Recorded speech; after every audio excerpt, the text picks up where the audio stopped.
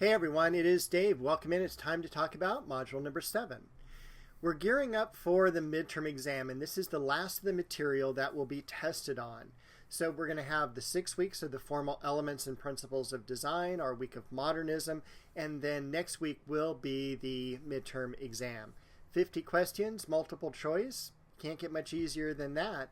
It is open book, so you're more than welcome to look through your notes and lectures, things like that. But keep in mind, you should have studied prior to the exam because it does take a long time to do that, and you only have about 1 minute per question.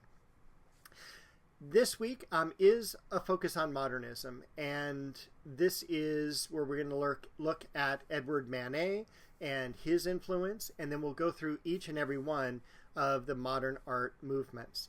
The link to turning in the journals is in this module. However, keep in mind you can turn them in this week or next week if you prefer and you just want to study for the midterm. That's totally okay. We do have one last journal entry. I'll go over that as we go over the Canvas site. So let's go ahead and jump over there and I'll walk you through module number 7. All right, here we are on the Canvas site. Module 7 has been opened.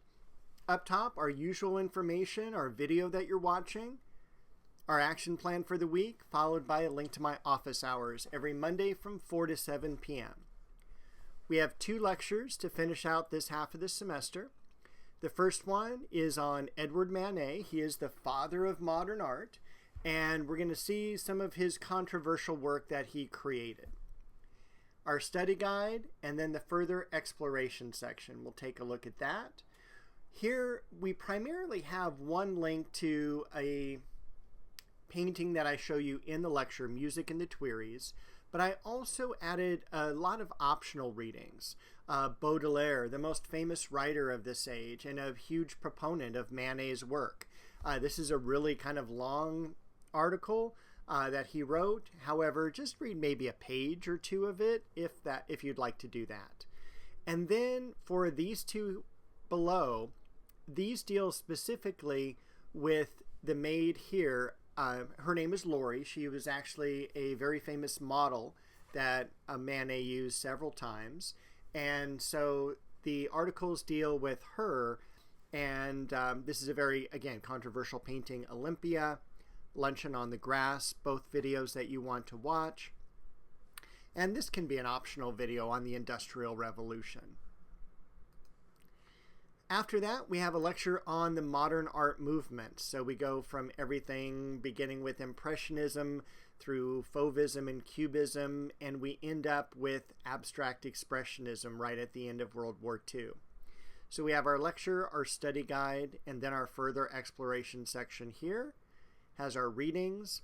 And then we have a few videos, a real short video where we actually have Claude Monet painting, which is really cool. I mean, it's in black and white. It's an older little video clip, but this is one of the reasons I love modernism is because we have so much better documentation of these artists. So we've got Claude Monet painting. We've got the very first manifesto that is written by a modern art movement, and it's called the Futurist Manifesto. I've got a downloaded copy here if you want to read it. Or you can have it read to you. Either way is fine. It is very creepy, very scary, and it's just a really cool writing. It is written by a poet, and so that's why the language is a little bit more flowery than something you or I would use. It's essential to watch the Mark Rothko auction because there will be at least one question on the exam regarding this. And then I could not embed it, but this just shows you that even today at like Christie's auction house, a lot of modern art is continuing to sell for millions and millions of dollars. It's a very hot topic. And when you think about, really the top 10 paintings that have ever sold at auction, 8 of them are modern art. 1 contemporary and 1 Renaissance work fills out the top 10. Now we've got 2 things we need to complete this week. The first one is the journal.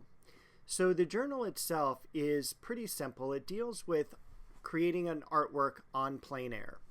So in several of the lectures, we've talked about this type of art. We've talked about it in color theory, in the Vincent van Gogh lecture, and also in the upcoming modern art movements.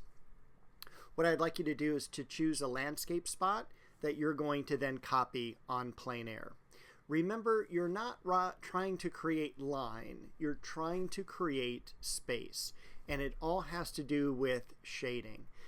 This is just an example of someone painting outside in the open air.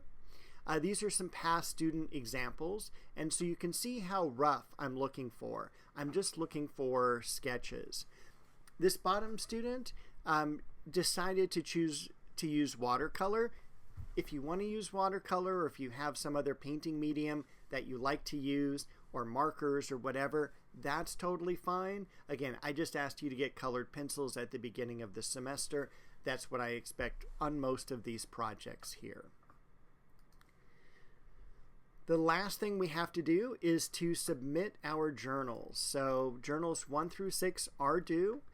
I have links to each of them here just in case.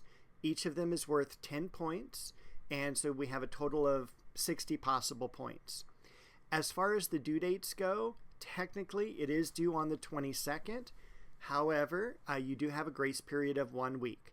So it's totally okay to turn this in on, as long as it's in by the 29th, we're going to be good. And I think that is everything. Just as a reminder, don't forget you do have a few more weeks left to complete the museum project. And also down here in Module 6, make sure you've taken the sample exam questions.